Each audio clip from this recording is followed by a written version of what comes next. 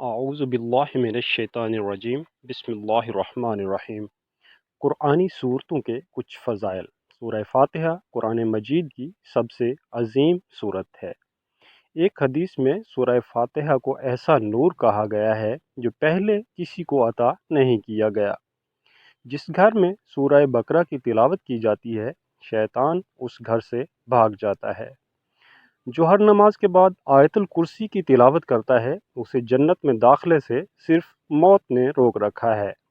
سوتے وقت آیت الکرسی کی تلاوت کرنے والے پر ساری رات اللہ تعالیٰ کی طرف سے ایک محافظ مقرر رہتا ہے اور ساری رات شیطان اس کے قریب نہیں آ سکتا۔ ایک حدیث میں آیت الکرسی کو قرآن کی سب سے عظیم آیت قرار دیا گیا ہے۔ جو شخص رات کے وقت سورہ بقرہ کی آخری 2 آیات تلاوت کرے گا، یہ اسے ہر قسم کے نقصان، شیطان اور تمام آفات سے بچاؤ کے لیے کافی ہو جائیں گی۔ جو سورہ کہف کی ابتدائی 10 آیات حفظ کرے گا، وہ دجال کے فتنہ سے بچا لیا جائے گا۔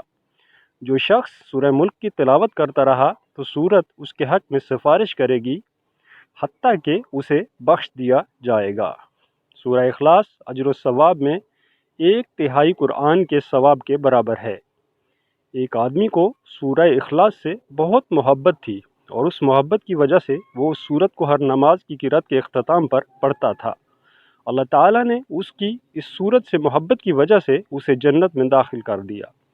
رسول اللہ صلی اللہ علیہ وآلہ وسلم نے فرمایا، شیطان سے پناہ مانگنے کے لیے سورہ فلق اور سورہ ناس جیسی قرآن میں اور کوئی آیات نہیں ہے۔ اللہ تعالیٰ سے دعا ہے کہ ہر مسلمان کو قرآن کریم پر عمل کرنے کی توفیق عطا فرمائیں۔ آمین ثم آمین یا رب العالمین۔